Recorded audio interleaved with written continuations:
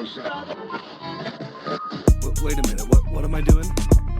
Two men and a what? Two friends from film school, one who graduated, one who did, and they decided to make a podcast. Okay, this has never been done before, right? Okay. This is Matthew and Harrison's Two Men in a Movie. It's not what it sounds like.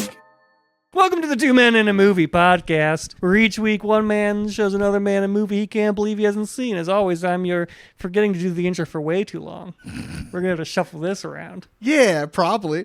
I might cut this at the very, very beginning. Yeah, so you're hearing me from the future, but right now it's the past. And pretty soon you're going to hear past me things, and he's going to make a lot of good points. Host, Matthew Olenchek.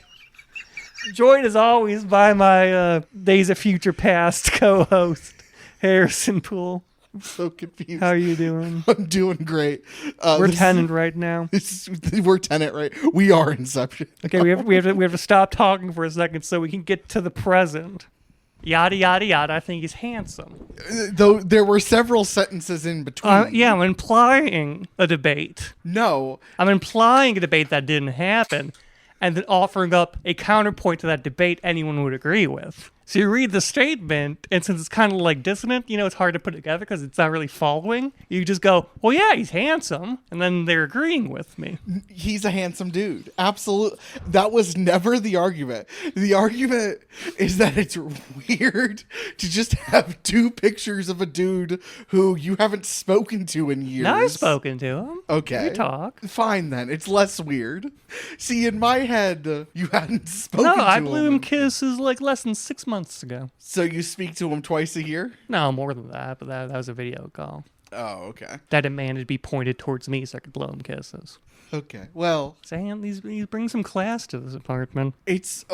the fact that there's two, also, is you have two of them right next to each other. Man, it's a set. It's different with, like... It's a set. Well, I also have two pictures of Cameron as Cowboy. Yeah, well, yeah. That was a children's photo, which is weird that you have, but whatever. We've all accepted that's a weird quirk He gave it to me. And then that's an adult photo that he took for you. Yeah, well, he gave that one to me. Oh, okay, well, it's less weird. It's still... I said, can I have that? He said, sure. We all just accept that this is just a quirk you have, but it's different when it's two photos that, like, mean something. Those do mean something. They remind me of a good friend. Is that what a photograph's all about? Listen, I'm not here to yuck your yum. Live your life. Look at that photograph. Every time I do, it makes me laugh. Screw you. Screw you. Get out of my house. This is my house of handsome boys. I have good interior decorating instincts.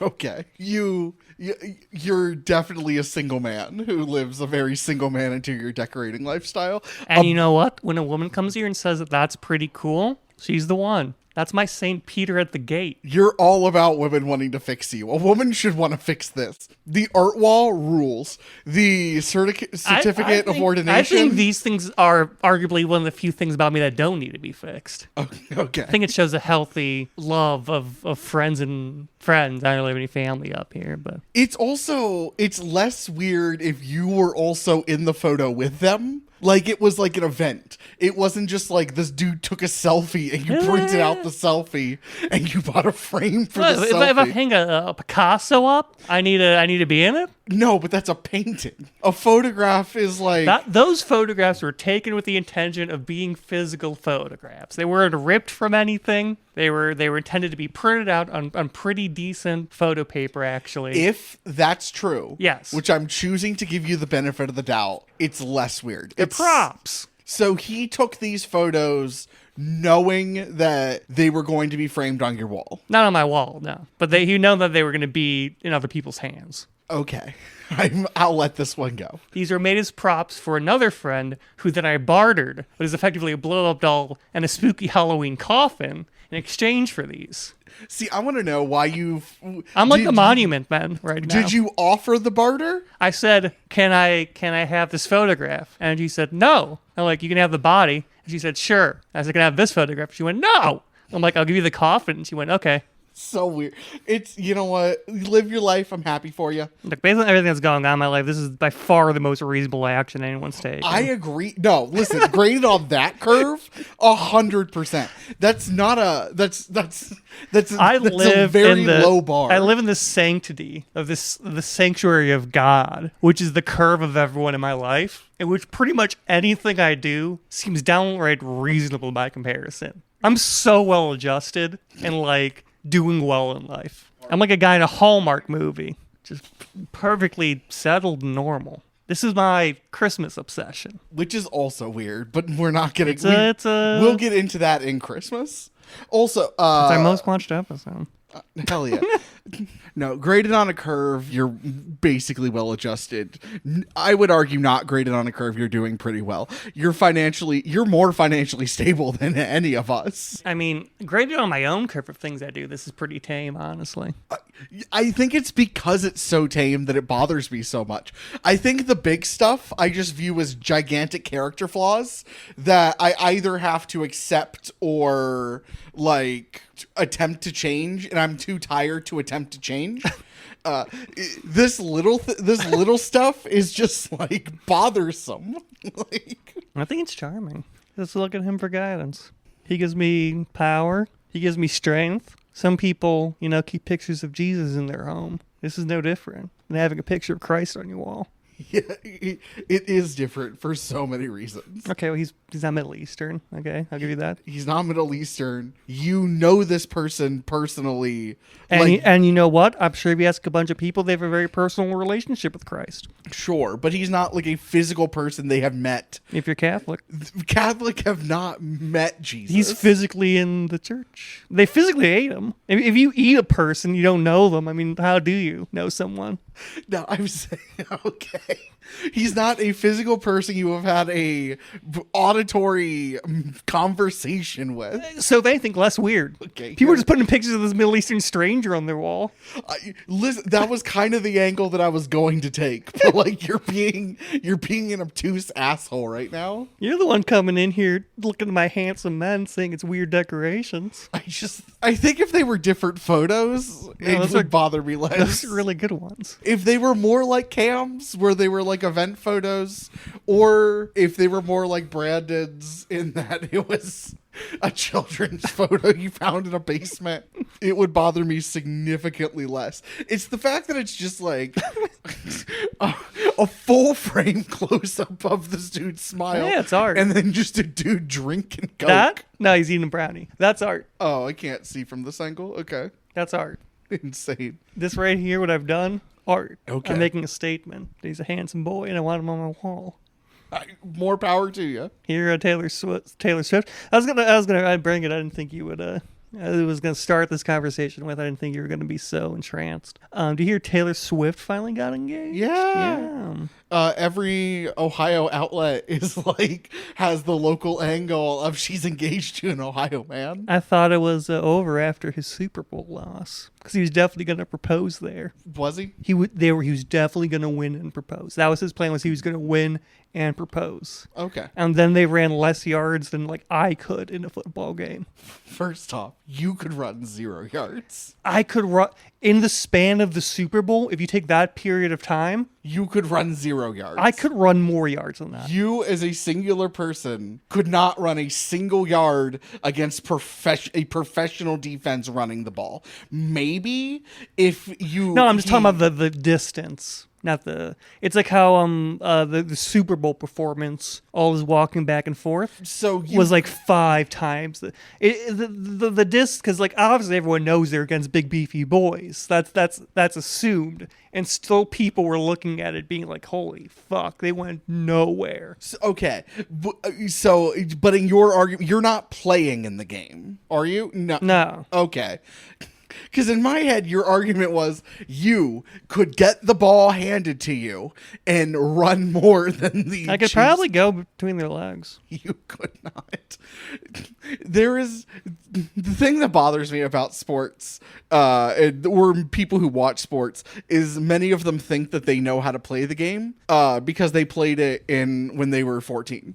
The average human being could not run a single yard professionally in the NFL. I think a single yard. Okay, I wholly disagree with That's you. like, what, 3 feet? Yeah, I think they could get 3 feet. I'm telling you they cannot. Like, combined over the span of a game. Yes, I'm saying in only handing off, yes. Passing, maybe. They could maybe get lucky and get a singular catch, maybe. The average human being could not run a single yard professionally. I think they could get one step in. A step. Yeah. That's not a yard. How big's the average person's gait? When you're running, smaller. They're gonna get a step, they're gonna be midair, and they're gonna have 3 dudes just like knock them back. I bet you they also have defense. Yes, so they're gonna be going sideways first. Usually how you go a bit sideways, you don't just go straight. Right. So you're going sideways, you're just a normal dude. Your football player friends who are NFL players are gonna catch some flack.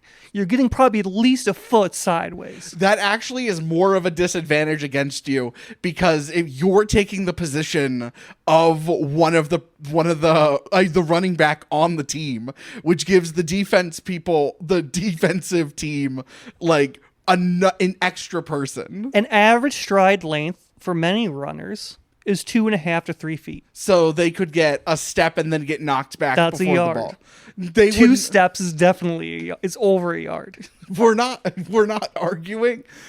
We're not arguing what the gate is. I'm arguing how far they can move forward overall. Yes. 2 steps forward. They could not move 2 steps forward. Could they move 1 step twice? You said they could move 1 step. Oh, so you're saying 1 yard over the course of an entire game. Yeah, that's how the yards are measured in a game. I'm saying any play. No. Any play, an average person cannot like, get 1 yard. Like how they got like 158 yards over the course of a game. Okay. That's how yards are measured for the game. Right, but I thought we were okay. I'm saying that an average person could get a yard on their stats for a game. I even doubt that. I am more willing to believe that. Because they just have to take 2 steps. Sure. And I can almost guarantee you that the average person will get picked up and walked back. They will have negative yards on their stats. I don't think you can be walked back. You'd be smart to drop the ball at that point. Sure, but maybe the average person don't have the instincts of protect the ball. But Also, I think they're going to get a bit farther because I think the other guys are going to be taking it a bit easier. No, they're not. If it's a real game, no, they're not. These football players do not want to be injured, right? If a football player sees your average Joe, they're like, all right, I don't got to go gung-ho because I'm 350 pounds of muscle. That's what I'm saying, is they could not get past that. I think it's going to put them on a more equal footing than you imagine. Because I think you're picturing NFL player going at this person like they're an NFL player. I'm picturing a game. Yes. Yeah, I'm in saying a real game. In a game, they're as athletes who have to take care of their bodies and know how much force to apply in different situations will realize that they can tone it down a bunch for Joe Schmo because they can probably just put their hand out and stop him. I think that whatever mentality that got them to the professional level prohibits them from taking hot it easy. take. I think that the first play they're gonna let him go a bit. Do they? Because they know that they can win the game back very easily. So they're gonna be like, let's see how far this guy can get. See, I don't think.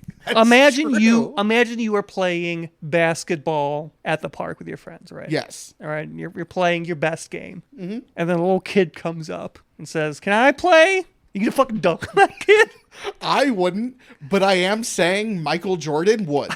I don't think Michael Jordan would. Michael Jordan has, I've listened to some interviews. He has that weird competitive thing that he cannot turn it off. I think he's going to be able to extend that to the view of the game. He's going to win the game. You know what, these football players, they can let him run 5 yards. He's not getting a touchdown. He's not scoring because he goes 5 yards. They cross that distance in half the time and stop him. Okay, do the football player, does everyone know that they're running the experiment to see if the average person could get 1 yard? No. Then they just know that there is a fan who's going to play a play. I don't think that if they have a fan, it's like if they let a fan go like, oh, we're This fan won a fucking competition to swing at the mound in this baseball game. The pitcher's not going to go, time to fucking nail him. If it counted for stats, yes, they would. No. If it counted for real. Especially as a baseball player, because you're going to go,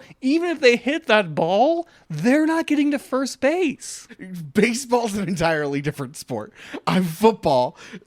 We're talking American football. A game that I know very little American about. football, a game where it is won in stages. Very rarely is it he runs, he scores. It is a hard-won battle between two incredibly athletic teams, slowly, sometimes moving a long distance, the crowd goes wild, but moving progressively up the board. If you let this guy get 5 things up the board, that does not mean that win, especially because he's a normal person, because the Eagles would move 5 up the board, and guess what? They didn't win. Okay, if they don't know the experiment...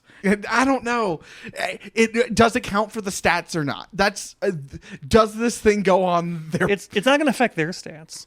See, their stats are like defensive tackles, which they can get no matter how far he runs. For us to mythbuster this experiment, everyone would have to know that they're playing the experiment. I think that there's a chance they do.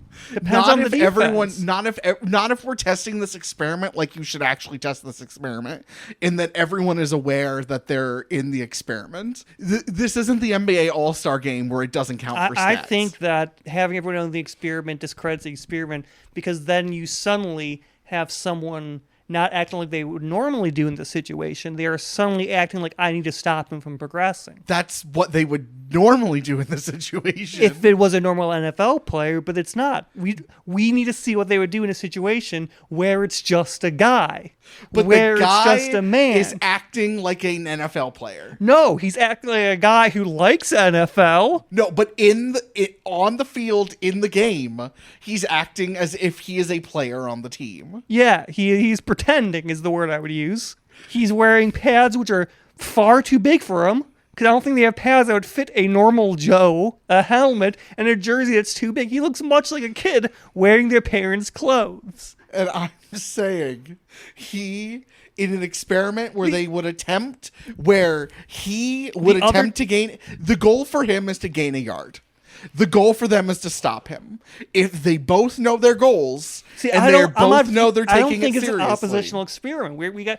You're applying a motive to them. They are more of a force of nature in this experiment. They shouldn't have a motive. They should just be what they are. They should not have a goal to stop them. They should just be an opposing NFL team against a guy. Not against an NFL player, against a guy. I agree with you. I think he's going to get a yard off just them wondering what the fuck's going on to begin with. See, but there's going to be that second where they're like, do I full-on tackle this guy?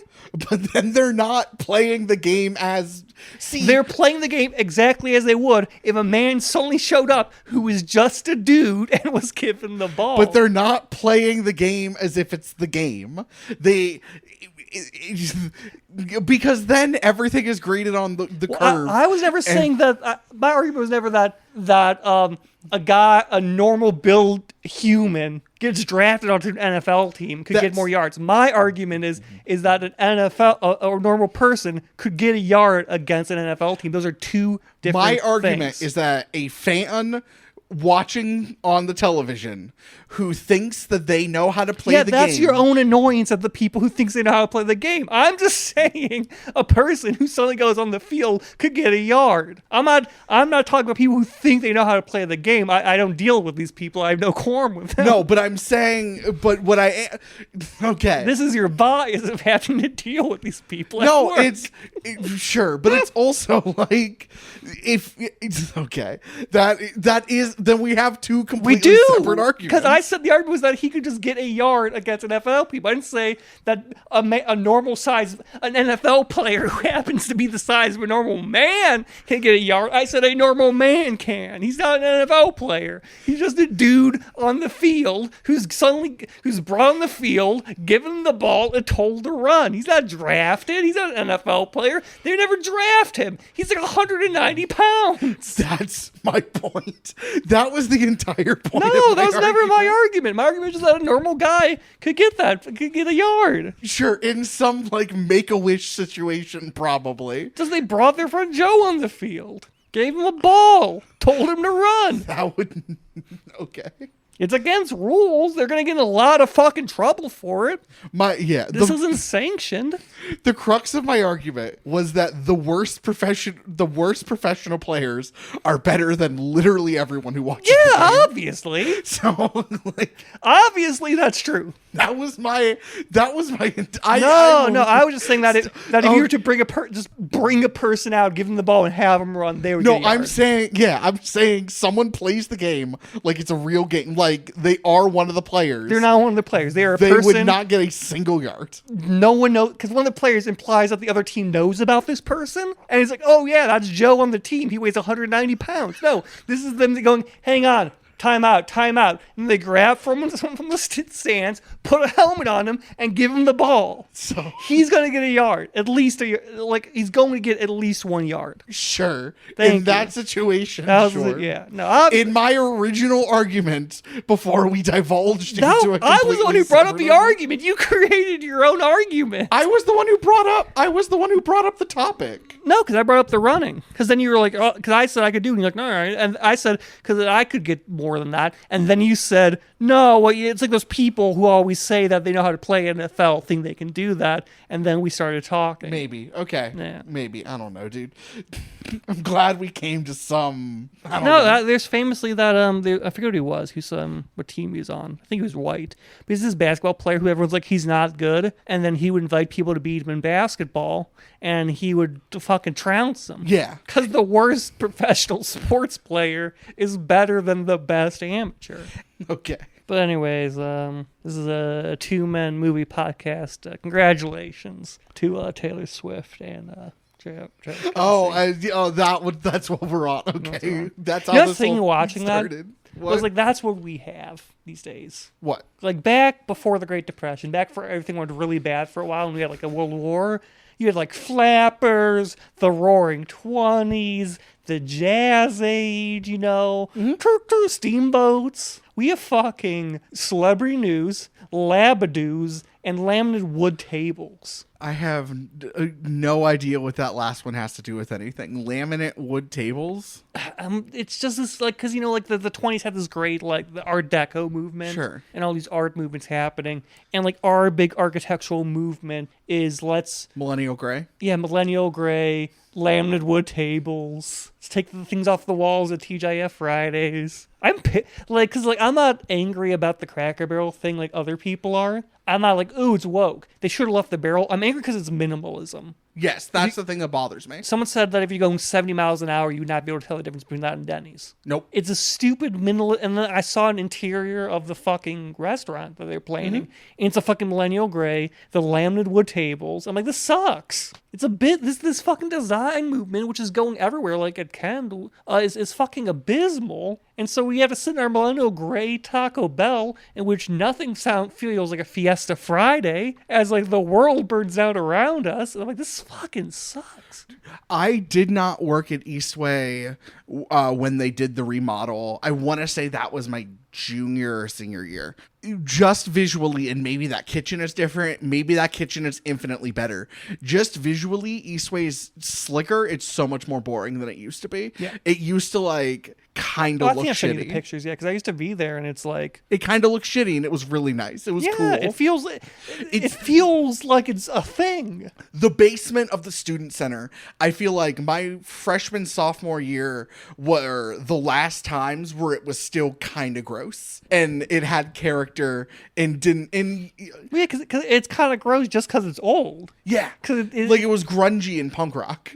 Like, have we just become old men yearning for our youth? No, we're just able to look at if there's any other situation. Sure, like if we're like in the 90s pining for the 70s movement, this minimalist shit is objectively bad. It's objectively bad and shitty compared to every other movement. There's nothing to it.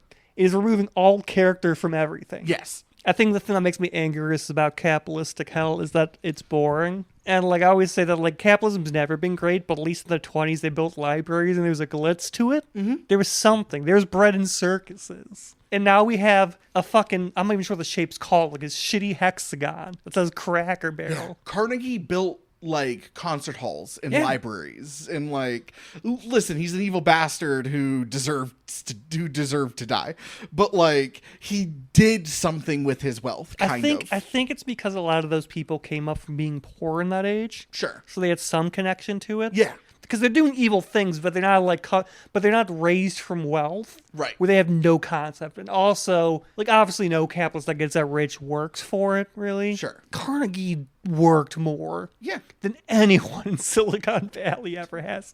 Fucking the guy that owns Plantier has never worked a day in his. Carnegie definitely went out and like did stuff. Yeah. Even just in the office, he probably did more work. Yeah, I also think in this new capitalistic society, maybe in the old times when we still had like polio and shit, this wasn't the case.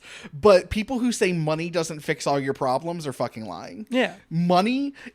Me having $50,000 right now would solve 98% of my problems. Like people get like, and I'm pretty sure I could get people to the take other money 2%. Can't buy happiness, which is a true statement, and then like just spread it out way too far. And that like, yeah, money can't buy true happiness, but money can make you have a pretty good time. Money can buy happiness up to about $85,000 a year. Yeah. Like I don't think money can buy you like true. There's some things money can't buy, it's true. Right. But money can't buy happiness, but money can stop you from being unhappy. Yes. Money solves problems. Yeah, money can't buy happiness, but money can buy away a lot of unhappiness. Yes. Because when you're like, fuck, I'm so stressed about money, and I have no bread and circuses to go to, I guess I'll go to my favorite whimsical restaurant, Cracker Barrel, and enjoy its nice podunk feeling and look at all the fun things on the wall and play the little peg game. And then you go there and you're like, oh no, it's gray millennial. I have nothing. And then your job's taken over by a labadoo. I have made more money from stand-up I have ever have, and I'm still panicking that I'm not going to make rent this month. Yeah. The argument of you shouldn't have taken the month off. I booked shows. I made some money. I paid last month's utility. I mean, I've paid... We're what, month 8? I've paid 7 of the 8 months this year's all of my utilities with stand-up money. And it's also like the fact that when a person who makes blank amount of money a week, money that I say to people and they go, holy fuck. Sure, yeah. I still look at my budgeting. I'm not panicking, but I'm going, yeah. I still go like when rent goes up $20, or I'm still like, like it's not gonna like bankrupt me like some people, but I'm still like, God. Someone sideswiped my rearview mirror, my side mirror, off my car this week. I don't know what happened. I just walked out of my house and my side mirror was just hanging outside and there was glass on the street. I mean, I know what happened. Someone backed into it, but like I didn't see it. Yeah. I don't know if it was I don't know if it was a hit and run or like, quote unquote, maybe it was a deer, or sure, yeah, a deer that has like metal scrapes and took off paint all across my side. Sure, but I have a horn. We can go test it. To get that mirror fixed was like, I'll use a real number, was just under $210, and I had to borrow that money from my parents because I couldn't pay for my side mirror and pay rent this month. Even when I was doing a bit worse than I am now, but not too much. Like suddenly $300, I was like, fuck, I needed to borrow the money because I didn't have that at hand. Yeah. Even when I'm doing financial, like now I'm at a point, I finally tipped over to the point where I can actually have somewhat of a saving. So that's never going to happen again. That's awesome. It's going to be eaten up by my trip to Boston. But even then, it's going to build back soon. But yeah, I'm at a point where like end of the year, beginning of next year, by March, I'll have like $1,000 in my savings account. And that makes me a rich man. And that's not great. I'm not going to tell you how much money I have just because people don't need to know. I'll tell you off mic. I don't care. But like, people just edit it out. I'm not going to, but it's too much work. What if I say some controversial stuff? Then you say the number, and then I say some controversial stuff, so you have to edit it out. No, it's fine. Anyway, it's just Yes, I agree. No, I'm on your. That's weird. Like, I don't know. It's yeah. I have no money in my savings right now. Just, I mean, no. I have no. After rent and like groceries, I'm gonna have $30 in my savings to last me 2 weeks. There's a point where my savings got closed because I had no money in it. Oh, God. I always remember the one. I'm okay with money though. I remember the one time Your Lady Love Geneva was I was gonna say amazed, but it seemed more offended to find out that I wasn't a $20 in my bank account kind of guy. She's like, "What?" And it didn't seem to be on financial reasons. I think it was just based on vibes. Sure. That I think a lot of people get the vibe from me that I just spend all my money really quickly and don't have any. When actually I don't spend that much money. Except on frames for handsome men. And Boston trips to go see Boston MCR. Go see MCR. Yeah, man. I'm so jealous of you. Yeah, a lot of people are. Former guest Joe Solomon Philly. He loved it. He was going on and on. I'm so jealous of you right now. Mel was like, "Why don't you ask me?" And I'm like, I would have asked Cameron before you. What are you talking about? She's like, I should be your first pick. I love that album. I'm like, I don't know you love that album. Cameron's the one that fucking listens to sad music. Okay. Now we're in the present. So I brought the movie this week. So you said next week you want to bring. I've changed my mind. Oh, okay. So you're bringing a different movie. Yeah. Okay, but you mentioned you wanted to bring the Amazon War of the Worlds. Yeah, I want because you wanted to do like a shit-tember type of deal. Yeah, I want to have a movie you'll like. Okay. This week, since we're doing the same recording in 1 week. Oh, okay, fair enough. We're gonna do Clue. Oh, okay, dope, nice. I might have that on DVD. I want to know what ending you get. Okay. But this week, because I thought you were bringing a shit-temper movie, I brought a movie that I hate, that I think is fascinating, that I agree with everyone who loves it, and I absolutely hate this movie. We brought last year's Saturday Night, co-written and directed by Jason. Yeah, and I actually kind of like Reitman. it. It's been like a day since I've seen it. I'm not sure I paid to see it in theaters, but I liked it. So Saturday Night, for those of you who haven't seen it, is about the 90 minutes before the airing of the first episode of Saturday Night Live, which is filmed pretty real time, which I really liked. The first 2 times that they mention what time they are in the movie is perfectly lined up with the runtime, and then it gets more and more off the further you go, because this movie is about 10 minutes too long. If you were actually doing real time, because there's some walking in this movie. Yes, and they don't show you the entire walk, which would be insane. And honestly, I'd be here for it. I would be here for it. Show me Michael just walking through New York to the bar, unbroken shot. Oh my god, I hate this movie. And I could watch another 4 hours of it and be thoroughly enthralled. I'm not gonna say it rips. It tears. It tears? It doesn't rip. Okay. But it tears. That's good. It has some of the best performances of the decade so far, and some legitimately awful ones. I don't know if I've ever mentioned this on the pod yet. I have spread her gospel on my personal life, but Rachel Sennett is possibly the best actress of this generation, of like this crew coming up. She is the top of her class, and I don't think it's a contest. Like, I don't even know who would be second. It is a distant second if there is. She's so good in everything I've seen her in. Let me check which generation she's a member of. This new one, I think. No, I think Florence Pugh's better. Okay, I don't generational talent. I don't think it's a contest. Florence Pugh is good. Florence Pugh is very good.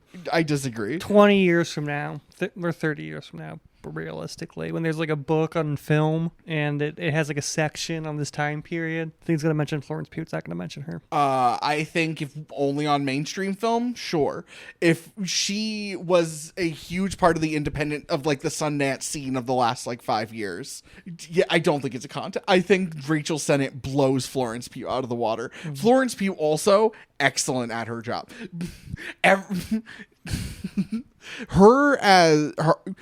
Another movie that my brother loves that he might bring on that I like a lot is Shiva Baby, and it's the first thing I saw her in, and she's the lead in that. And I am just looking at the movie she's been in. I'm like, heard of none of these. Shiva Baby's great. Shiva Baby's good. She's great. I Used to Be Funny is good. She's great. In both of them, she uplifts like an aggressively okay movie. She in this movie as Rosie Schuster. She's one hot piece of meat. Is that all you took from her performance? No, it was really good. I just thought I was like, oh. She seems really caring and nice. Yeah, Rosie, she does a good job. If that's how Rosie is, she does a very good job of that. Because that's one thing I did take away from the performance was like she was almost like the mom of this fucking dysfunctional group, and she was just like ridiculously kind to everyone around her, which I really enjoyed. As like when she's like shaving him, just the whole lead up to him trying to be shaved, like how Belushi, how calm and Matt Woods.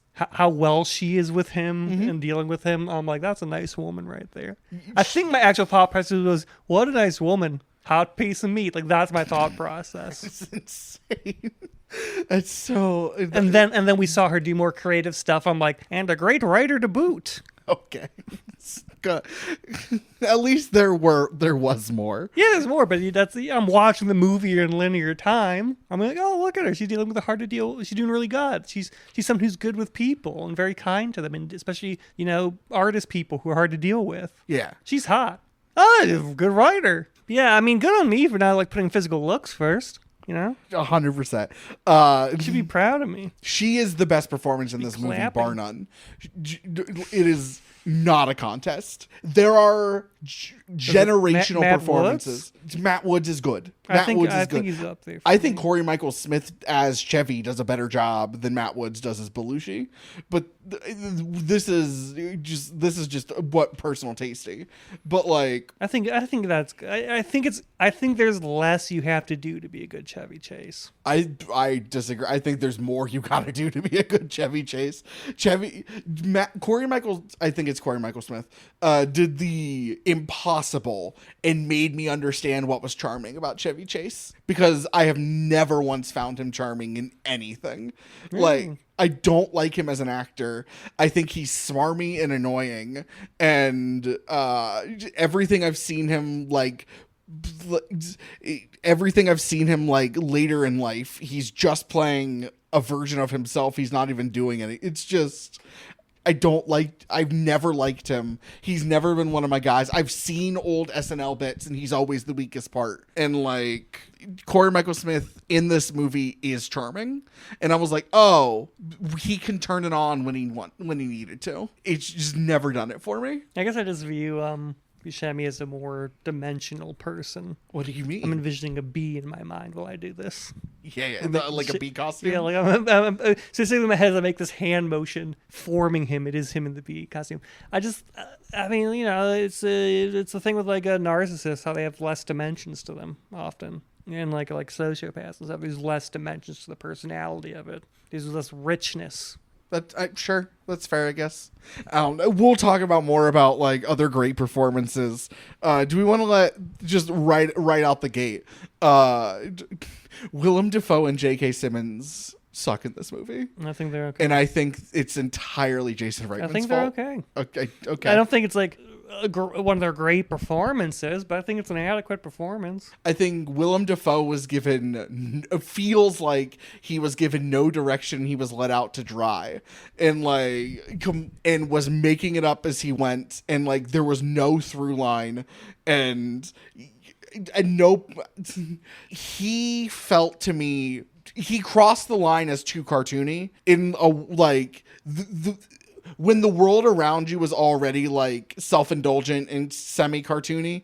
I think he himself just like playing that part just completely fails for me. I think he did what he had to do. Like the role did the thing it had to do, which is like higher up, slight obstacle. And then in a similar vein, I think, I want to call Malkovich, Simmons, plays the asshole thing he needs to play. He plays the old elder asshole. I don't necessarily think it's their acting. I just think that the characterization put to these parts is minimal. And I'm not sure more characterization is needed for those parts, especially Simmons. I think you could do more with Willem Dafoe's role, but like Simmons' character really just needs to be older, previous generation to fill the narrative beat. Okay. I just think that playing that wooden was not the way to go. But I also think that, like, I don't know, it feels like the two of them were just, like, they were the two that felt like they were phoning it in, as opposed to Cooper Hoffman, who felt like he was trying and was just boring. It can be But argued. the two of them felt like they were phoning it in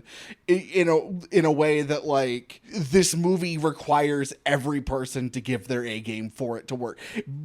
I think because we all know from Jump Street this movie is going to be self-indulgent and wink-winky, everyone has to be giving it 110% to, like, elevate the material. I think that in many ways it could be said that the older generation was phoning it in, that when you reach a level of permanent success and institutionalism, that you are just kind of phoning it in. Okay, but I don't think that you should then phone in your I don't think that, I think that works, like, in theory, but I didn't view it as I didn't view it so much as phoning it in as just as the apathy of the character itself. Go further. So, like, there's not a lot there because the character themselves are not putting out a lot. Like, he's not going to be this all, like, this, the whatever the fucking host's name was that Simmons played, isn't like a character, as a person, isn't going to be this big, all-out personality. He's the guy who shows up as, yeah, I'm fucking the guy. Just kind of does what he wants and leaves.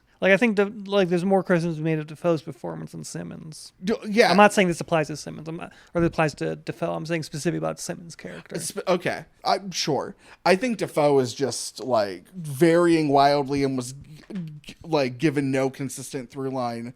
And it feels like half the time he was doing the Defoe thing and half the time he was doing no thing. And, like, it felt like two to three different performances in a way that even if we want to pretend the real world, like, that's not something that, like, would have happened in the world, if that makes sense. Yeah, well, he's also presenting different sides of himself throughout the movie. Repeat that. The character's presenting different parts of himself throughout the movie. Because, you know, at the beginning, he's very kind of, like, on the face of it, showy, supportive, but really he's not. Sure. There's a way to get that across, though. I think a lot of the performances are colored by the actors' perceptions of the people they're playing too. I think Willem Dafoe's performance is colored by how he views really high up there executives who have a job, make decisions, but, you know, they're just kind of like the executives. You know, you can't really point at them and be like, "Oh, he's in charge of this." He's like he's a big guy in charge. He's top floor. Sure. I'm also kind of like speaking out my ass here, but there is also that contrast between, like, the generations there. Sure, 100%. I think there's some artistic validity to having the new vanguard being this seeming to be like an entirely different force compared to the people behind, especially with the whole kind of thesis is that they're pushing past what the old people are doing. Less comic booky, but I would kind of want to see, not weirdly, this is a J.K. Simmons role, but I would want Defoe to do this. I would kind of want to see Defoe pull off a J. Jonah Jameson-esque style performance here. Less comic booky and more, like, human, but I think that's what the character felt more like. It felt more like a boss. Or like, it should feel more like a boss, like, who doesn't like his employees, and less like... See, but there I'd say that he doesn't dislike them. He doesn't care. Like, again, it's, to him, this is a contract dispute. He has, like, no personal involvement with any of these people, really. He doesn't care about them at the end of the day. He doesn't hate them. He doesn't like them. They're just a piece in something he's doing. But I think for you to pull off the drama of that movie, like, this is real world aside, if we're just doing the movie and you want to have those kind of stakes, he kind of needs to feel like you kind of need him to be going against them from Jump Street. See, I'm not even sure. I'm not necessarily sure. I kind of like how this movie doesn't have a human antagonist as much. That is not this primary antagonist. That there is more this feeling that just the entire world's against, the whole system's against them. Sure. Is that a face to it? And it is the more I think you would lose a bit of that all-encompassing feel of, like, where do we even fucking start? If there's like that guy, it's the indifference of the world around them. Sure. That's the antagonist. See, I think you could make him feel. I don't know. Could you make him feel like just another part of the world around him? And that's the trick. That's the tricky part. Because yes, what this movie does well is that it like shows you that everything was doomed from the start. I think but I think if you're gonna have that executive character, then he kind of needs to be more of an antagonistic force. Even if you want to have him in less screen time, but you like have him more like directly connected I to just the think thing. it's an incredibly thin line to walk. That, Sure. like you slip once and he becomes the villain, which the movie does not need. Sure. I would even say that like if he was falling on that performance, he took the better bet. Where it's like better to have a weaker performance than go too much and become like the villain, which this movie would not be served well by, like having like the villain. Okay. I think in a movie that lives and dies by its performances, which maybe this is, maybe this isn't, it very much wants to present you like it is. I think taking the safer route feels so much like a cop-out. I think the only importance of the performances are the internal performances. I don't think necessarily that the characters interacting with people outside that, because they're kind of like in this bubble that they're trying to make work. Okay. Like the interpersonal relationships between the characters are far more important than any relationship they have with outside of it. I agree with you. Then I don't think you need to have an outside force. I just think maybe it's just because I think that entire subplot's stupid. Like, and maybe it actually happened in real life. You don't need it. And you're already taking events that happened years later and putting it in this world. We don't even try to have like an antagonistic human force. I think he's just there to. I don't think he's meant to be an antagonistic human force. I think he's just there to represent the concept of the studios. Because it's very hard to have an audience understand that without having like something there. Sure. But then you don't want to push him forward and make him the villain. He's merely a representative of one of the forces that are like surrounding them as they're trying to get this done. Okay. I hear that. I think this is just a thing where it's a tight rope to walk, and I think because of like the other performances are also, yes, it's a different rope, but they're walking like a tight rope also, and they're pulling it. Most of them are pulling it off pretty flawlessly. I think just watching someone who doesn't feels like it feels not disappointing. It actually feels like a bad performance. Like it feels like shitty. I think it's all right. Okay. Fair enough. Agree to disagree. Yeah, I also think the Milton Berle subplot doesn't need to exist. You can cut that entirety. The movie is not only shorter, and you could get the timeline better. He serves no function to anything. Like, yes, they find the lighting director on his show, but like it could still be his show, and you don't need him. I mean, again, I just kind of view him as kind of the scenery more. These are characters that represent the scenery of the world they're in. Something is gained by showing like what the old guard is. The one thing he does very well is showing off, which is the extreme arrogance of the big names in television at that time. When you're an established name for like 40 fucking years and you're this institution, you are just, for someone who's just trying to break into the industry, you are just kind of this. You are the atmosphere of that kind of dangerous area you're in. By showing him, we see what these people are not. But we kind of get not directly. We get a little bit of that though from the union guys, like who've worked on hundreds of shows in the past and are constantly saying how this show's gonna fail. But this is the difference in the talent, because that's really what the movie's about, is the talent. It's not about the people who put the lights up. Sure, it should be. That's how it's focusing. That would rule. That's the movie I want. I want the movie about the lighting director on the Milton Berle show who becomes the lighting director on SNL. No.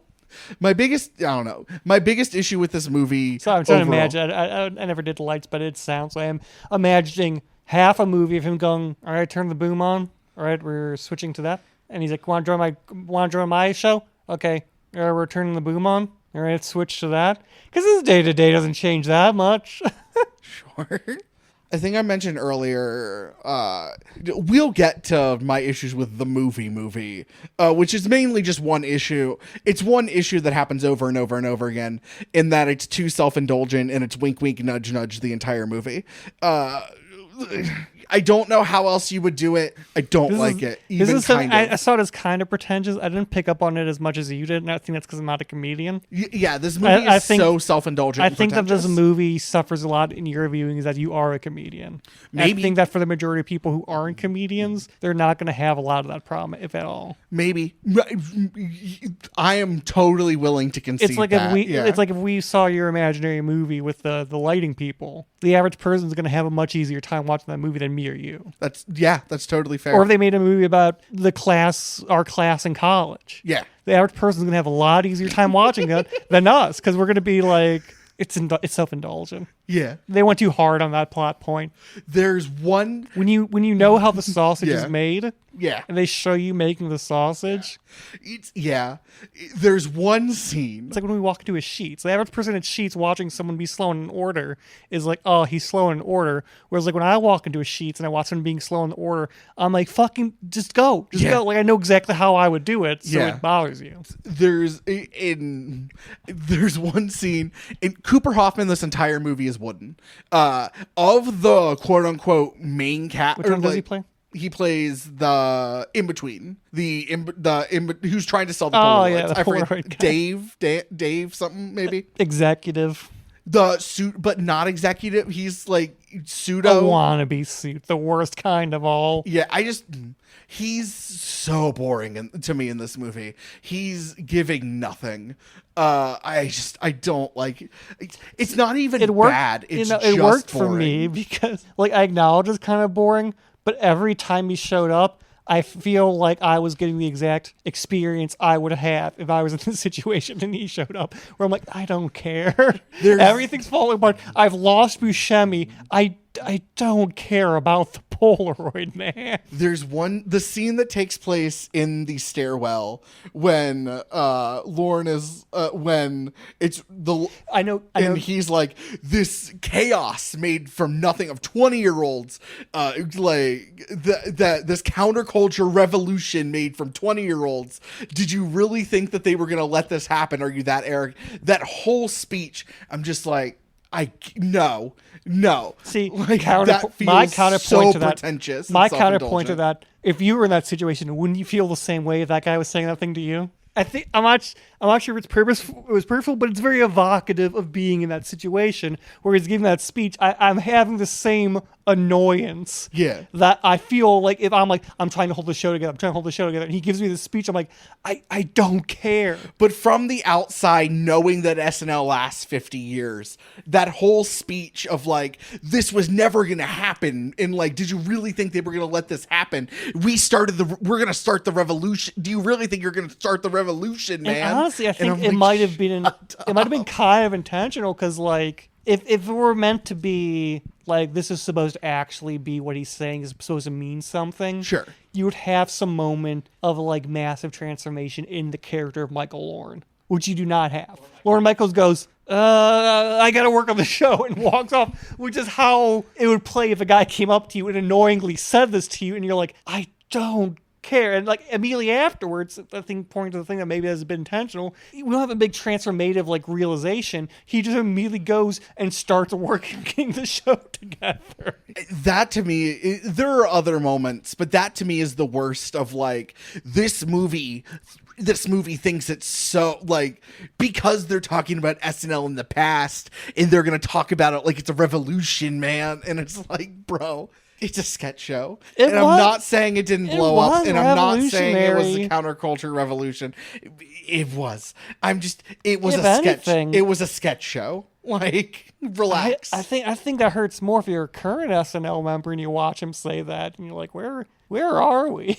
See, I don't know. Making me watch this movie a lot of time, I'm like, damn, what happened to SNL? I have a theory that SNL has always been bad, and this is not an unheard of theory.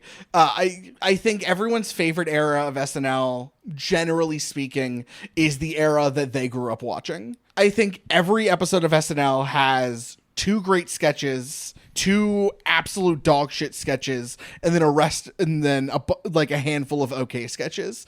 And I think that's the formula every time. And I think the reason that a lot of people view, like, even if we want to talk about like the Will Ferrell, Amy Poehler, Tina Fey era, is because Comedy Central only aired half-hour episodes in the reruns. And so they cut the bad sketches. They only showed the bangers. So in the collective consciousness of people who were like going back and watching, they only saw the bangers. I mean, I would definitely agree with that theory. I do think that there is a marketable decline in kind of that for many of the early seasons, there wasn't necessarily that they were the outsiders, but there's more it felt more innovative. Oh, they're the industry now. Yeah, they are the old guard. Yeah. Like you can tell that the new seasons, especially like the new cast, is incredibly feeling like I'm watching an industry show, which for many decades, even with an SNL started to lose a bit of quality, it still didn't have this feeling of having completely bought into the industry. Sure. Which like the current seasons are like, they feel like they're afraid of stepping on toes. Yeah. More than they have at any point in their history. Nah, this movie is too... I think we found out in this conversation that the reason I don't like this movie is because I do comedy. Yeah. Because all of my issues with this movie you didn't have because you don't live in that world. No. Which is fascinating to me. That's wild in my head. And don't do stand-up? That you didn't have an issue with any of what I had an issue with. Yeah, this movie is so self-indulgent and not even thinks that the movie is important, but like because SNL is important, it thinks the movie is going to be important. And it's too winky to the audience. I hated the entire tone of this movie, and it has some of the best performances of the decade, bar none, so far. Rachel Sennett as Rosie Schuster is definitely my favorite performance from an actress this decade. It might be my favorite performance this decade. Beating out Bowser? It might be. It's beating out Bowser. It might beat out Jack Black's Bowser. What a hot take. It might. Don't post that online. You'll get roasted alive. It might, dude. It's so... That's such a good performance. It's such a brilliant performance. What an insane statement. If anyone else made that, if you're just on the random, on like a random, like you're just waiting for a train and you're like, I don't know, you're just talking movies with some random person. I talk to strangers. And you're like, so do you think it's like the best performance of the decade is? And they're like, well, I thought it was like Jack Black's Bowser. But actually, it's Rosie in Saturday Night Live. It's Rachel Sennett. I would assume that this person's insane. Those things, I'm like, where's the connecting line here? What an insane set of performances to compare and contrast to each other. See, I think they're very similar performances. No, they're not. I think they're two very different characters, but I actually think the things that I value in the performance are nearly identical. I need to Google something really quick to make this comparison I want to make. Oh my god! Just give your final thoughts. And do socials. Right. You cut out the searching, and then it'll be like effortless. I think it's because in both of them, more than any other performance. Okay, so it's like I had to check the year, but it's like, I was really thinking that the best performance of the year was going to be Timon in The Lion King, but now I'm teetering towards either Brad Pitt in Interview with the Vampire or that guy in fucking Schindler's List. Liam Neeson? Yeah, the guy who's starting to come out of the up-and-comer, Liam Neeson. I think he did. Either him or Timon and Pumbaa. That makes perfect sense in my head. And I'm telling you, unironically, I got the logic of that statement immediately. Call me a madman for having handsome pictures on the wall. Just give your final thoughts and do socials. You know, I think this movie captures something about being an artist, and I wish Rosie would give me a shave. Is Rosie who you want the X-reader? Do you want an X-reader from anyone in this movie? No, they're real people, and if there's one thing I hate, it's X-reader real people. That's fair. They'll be like X-reader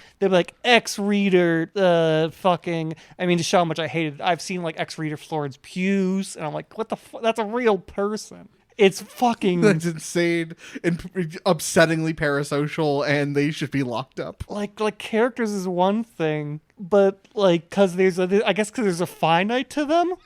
There's a finite quality to a character, or sure, you can capture this thing. Like, just the audacity of being like, this is how Florence Pugh would be in a relationship. This fully dimensional human being who exists outside of like a movie. I understand her completely. Here's my Florence Pugh headcanons. Do you want to do social? Yeah, I'll do socials. We got a chorus as saved for the X-Reader fan fictions. 2 Men Movie Podcast at gmail.com. You can find our show Instagram at 2 Men Movie Podcast. You can find us on YouTube, 2 Men and a Movie Podcast. You can purchase wonderful shirts at redbubble.com/people/tmp-store/shop. I think you can also just search 2 Men Movie Podcast and it'll pop up. I haven't checked. I did today and I could not find it. All right. I had to go to the link in the description. Use that link. Links in the episode description so you can get the shirt with our long-standing mascot Marvin the Movie Walrus. I think you can find me in Midwest Underscore Magician. You can find me on Instagram, TikTok, Threads, and Lemonade at harrisonpool.com. That's harrisonpooledotcom. Harrisonpool.com. Or you can find me on Letterboxd at hdpoole124, where I gave this movie 1.5 stars. Thank you so much to Tristan Hossetter for our theme music. Go listen to his bands, Natural Health and Tonight with Vince. Thank you guys so much for listening. Tune in next week for... What was the movie? Clue. Tune in next week for Clue. And as always, so long and good night. As Marvin says, have a fish. So long and good night. You're an ass. You're an absolute ass. This is Matthew and Harrison's 2 Men in a Movie. It's not what it sounds like.